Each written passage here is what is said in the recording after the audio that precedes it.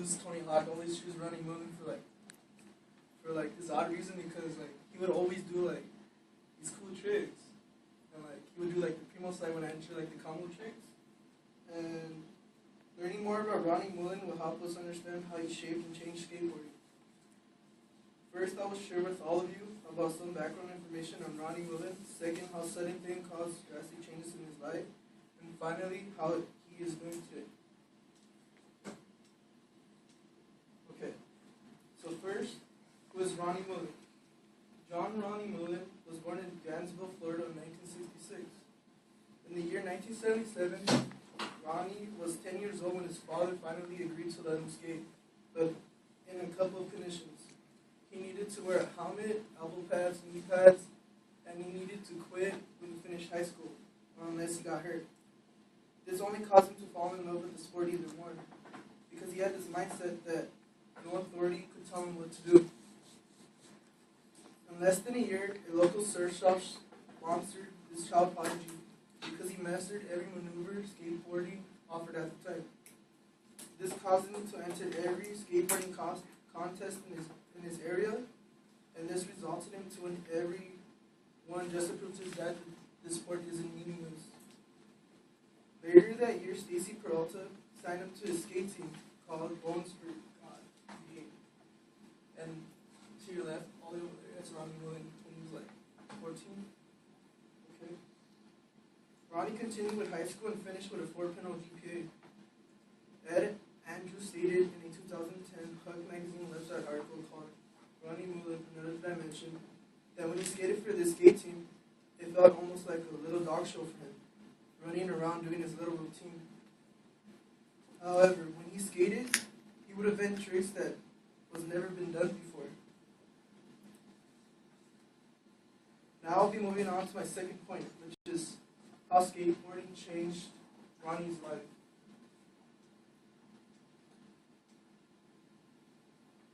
Skateboarding changed Ronnie's life for the good and the bad. Ronnie would go to college in Florida and study to become a biomedical engineer. Stated by Anastasius in a 2005 newspaper article called Gainesville, later Ronnie Mullen was a pioneer of skateboarding. Today he's a legend. However, he will give up his 3.92 GPA to continue with skateboarding and keep on innovating. His father was really disappointed in him, and he thought that he would just grow out of it. But Ronnie really didn't care. He knew that skateboarding will always be there for him and never give up on him.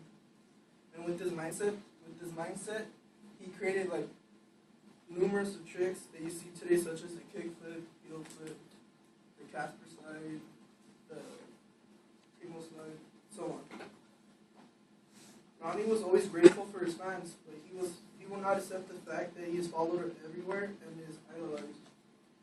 I heard one time a fan asked him for his autograph, and he said, "I'm just like you, I want to skate," and threw the pen on the floor and left.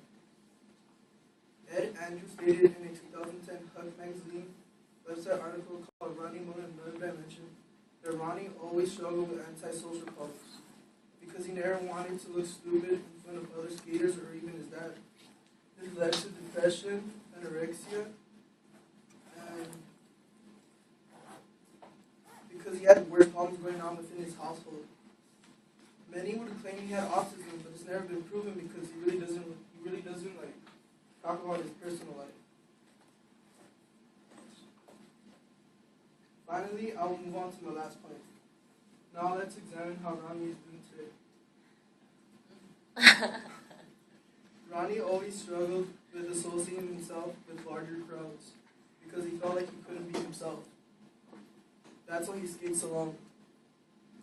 Now he's retired but keeps on skating. Wilkinson states in a 2012 website article by the New Yorker called Ronnie Skates Central Park that he'd rather skate by himself at night because he feels like he could be more creative that way. This idea of nonconformity followed as well, which resulted in not being a part of pros in magazines and events and all that. Ronnie will always be seen as an underdog that never got the recognition he deserved.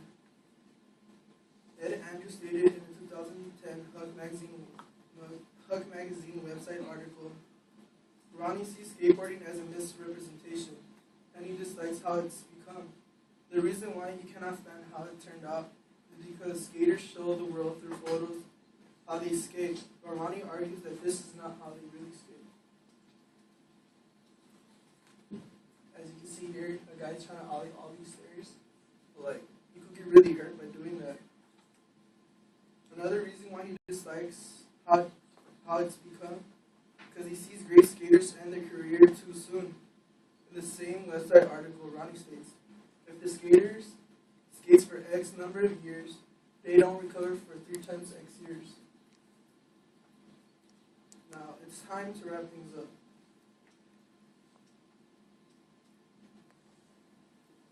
It's important to understand Ronnie Mullen's life and career if you all want a better understanding on how he shaped and changed skateboarding. First of all, I discussed the background info of Ronnie's life. Secondly, I discussed how skateboarding affected his life.